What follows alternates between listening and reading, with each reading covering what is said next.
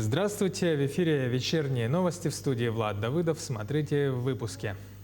В ВЭФ-2021 делегация Якутии во главе с Айсеном Николаевым участвует в крупном форуме в Владивостоке. Какие подписаны соглашения?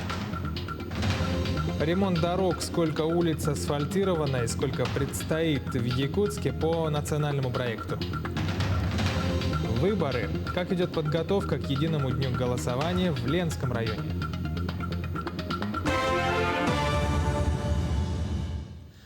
Президент России Владимир Путин прибыл в расположенный на острове Русский Дальневосточный федеральный университет, где с сегодняшнего дня проходит Восточный экономический форум. У Путина запланирована обширная программа. Сегодня он осмотрит на площадке ВЭФ интерактивную презентацию с результатами развития округа, а также проведет совещание по вопросам соцэкономразвития Дальневосточного федерального округа.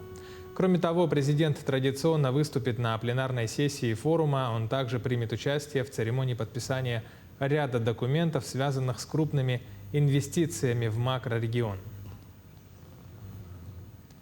В рамках встречи руководства Якутии с генеральным директором РЖД Олегом Белозеровым обсудили вопросы развития ЖД-путей на территории региона и увеличения пассажиропотока. Как сообщил глава Якутии Айсен Николаев, по направлению Нижний Бестях-Владивосток и на другие маршруты увеличивается количество пассажиров, желающих посетить другие регионы страны по железной дороге. Поэтому в рамках встречи с главой РЖД Айсен Николаев попросил рассмотреть вопрос обновления парка ЯЖД и увеличения подъездного состава. Завершилась встреча с генеральным директором РЖД Олегом Белозеровым, и глава республики Асим Сергеевич Николаев ставил вопросы обновления подвижного состава, именно вагонов для активно развивающихся сейчас новых маршрутов Якутск-Владивосток, Якутск-Иркутск. По этим направлениям нам сейчас крайне необходимы дополнительные вагоны. Мы ранее, сейчас мы их используем в аренде, обсуждали вопросы увеличения уставного капитала железных дорог Якутии и, соответственно, внесения их, приобретения дополнительных новых вагонов. Министерство промышленности и торговли страны поможет и Якутии в реализации социально значимых проектов. Такое решение было принято в ходе рабочей встречи главы республики Айсена Николаева с министром промышленности и торговли страны Денисом Мантуровым. Так будет оказана поддержка в строительстве Жатайской судоверфи, которая по плану должна производить до 10 судов в год. Помимо этого, министерство поможет с закупкой техники на газобаллонном оборудовании по субсидированным ценам. Напомним, по инициативе Айсена Николаева к столетию республики в эксплуатацию будут введено 100 автобусов на газе, а также республика получит поддержку по приобретению оборудования, производящее кислород для больных ковидом, получающих лечение в реанимациях. У нас есть предприниматели, которые готовы приобретать оборудование, и их надо поддержать. Министр поддержку обещал по этому направлению, и мы сейчас буквально со следующей недели начнем работать и решать эти проблемы. И не могу не отметить, обсуждалась задача создания фонда развития промышленности. Этого давно ждут наши предприятия, это лесозаготовка, это наши ювелиры, то есть те, кто занимается именно переработкой, кому нужны средства на приобретение нового современного оборудования, поддержать при операционной деятельности, при экспортных контрактах. Здесь глава республики обещал оказать всеобъемлющее содействие, чтобы такой фонд на территории республики был. Поэтому Якутия вперед! Далее глава республики принял участие в сессии, в ходе которой представители руководства Министерства строительства страны и Министерства по развитию Дальнего Востока обсудили с руководителями регионов реализацию национальной программы по социально-экономическому развитию макрорегиона. Айсен Николаев в ходе своего выступления сказал, что республика продолжает добиваться успехов в работе по повышению качества жизни населения. Он отметил, что в Якутии был остановлен отток населения. Так, по данным в 2020 году миграционный рост составил 6 тысяч человек. При этом республика остается лидером Дальнего Востока по рождаемости и занимает 7-е место по стране. Что касается строительства, то глава республики подчеркнул, что Якутия первой в стране получила бюджетные инфраструктурные кредиты для возведения жилых объектов. Кроме того, Айсен Николаев отметил, что приоритетным и важнейшим проектом остается строительство Ленского моста. Здесь должно быть хорошо. К другим новостям. В Якутске завершено асфальтирование 25 улиц по нацпроекту «Безопасные и качественные автомобильные дороги» общей протяженностью в 36 километров. Всего по плану дорожники должны заасфальтировать 38 улиц. Это протяженность в 48 километров.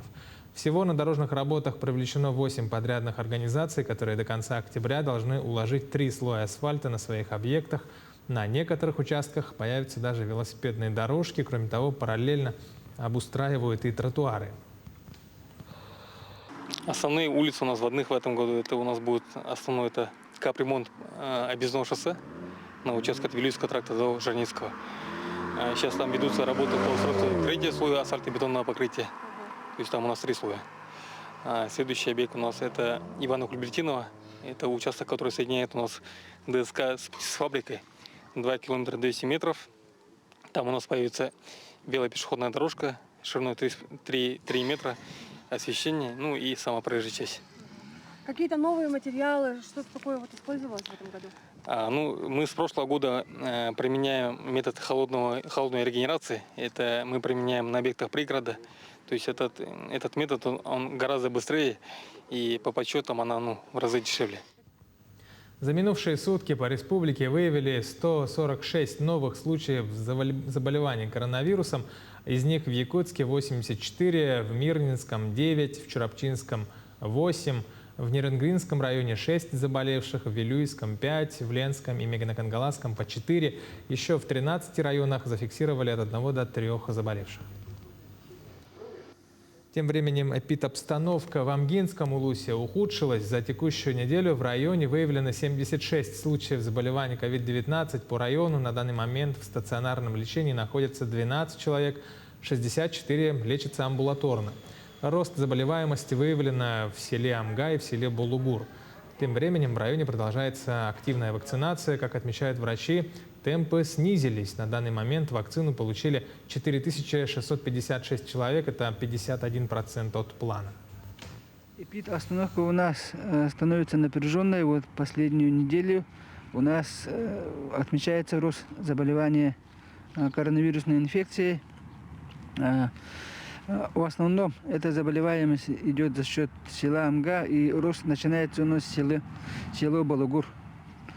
Так, по вакцинации населения у нас всего вакцинировано сейчас 4656 человек, и процент составляет от плана всего где-то 52%.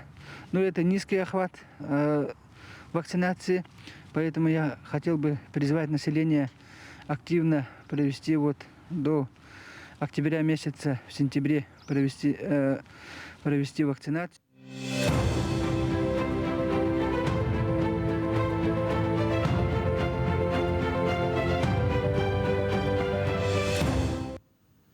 Голосование в Ленском районе пройдет в те же сроки, что и по всей России, 17, 18, 19 сентября с 8 утра до 8 вечера. На территории района 34 участковые избирательные комиссии, из них 16 в Ленске. Члены комиссии будут выезжать на дом к маломобильным гражданам в дни голосования. Также для этих выборов было создано 4 временных участка голосования, 1 на Талаканском и 3 на Чейндинском месторождениях для вахтовых работников. Сейчас действует механизм «Мобильный избиратель». Те избиратели, которые уезжают или прописаны в одном месте, а проживают в другом, могут оформить заявление. Такое заявление можно оформить на сайте, на госуслугах, через МФЦ или в нашей территориальной избирательной комиссии. Такие заявления принимаются со 2 августа по 13 сентября. А если вам неудобно, то можно подойти в любую участковую избирательную комиссию с 8 сентября. То есть независимо от того, включены в этот список или нет, в любую участковую, которая у вас рядом, там вам помогут оформить заявление и прикрепят к тому участку, где вы желаете проголосовать. В поселке Светлый Мирнинского района для местной молодежи построят воркаут-площадку. В прошлом году в рамках проекта местных инициатив жители предложили сделать уличную спортивную зону. Кроме тренажерного зала в поселке нет спортивных объектов.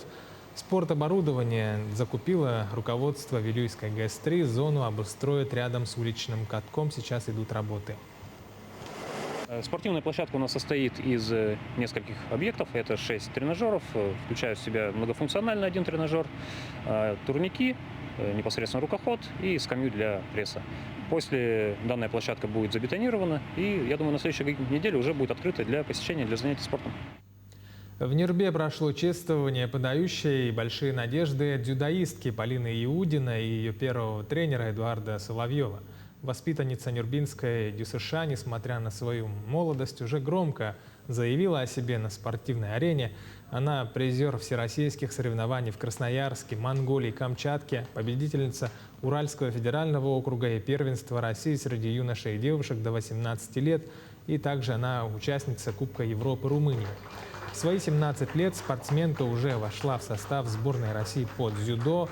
В настоящий момент она воспитанница училища Олимпийского резерва в Якутске. На данный момент я тренируюсь в городе Екатеринбург под руководством Воробьева Сергея Викторовича. Это президент Федерации Свердловской области. Ну, конечно, ближайшие цели – это хорошо отбороться на Уральском федеральном округе, добраться на Россию и также на России до 21 хорошо отбороться. Ну, если, дай бог, я хорошо отборюсь на России, то уже будет Кубки Европы, первенство Европы и так далее, мир. После отдыха в Орленке вернулась первая группа детей из села Бяскёль Горного Улуса. Ребята 21 день отдыхали и оздоравливались в одном из лучших детских центров страны в Краснодарском крае. Дети, как видно, приехали загорелые, отдохнувшие, веселые. Они рассказали, что за время смены обрели много новых друзей из других регионов страны. Каждый день купались на море, посещали мастер-классы, занятия, научились более свободно разговаривать на русском языке. В этом лагере я пошла первый раз и увидела первый раз море, и мне так понравилось. И я очень рада, что пошла туда. Отдых был очень классным. Мы каждый раз ходили в море с ребятами. Я с многими ребятами познакомилась из других регионов и подружилась с многими. В этом лагере 9-я смена прошла для меня очень яркой и насыщенной, так как было много мероприятий. И вожатые были очень добрыми, они мне так понравились и стали близкими людьми для меня. Вот. Таковы новости к этому часу. До встречи!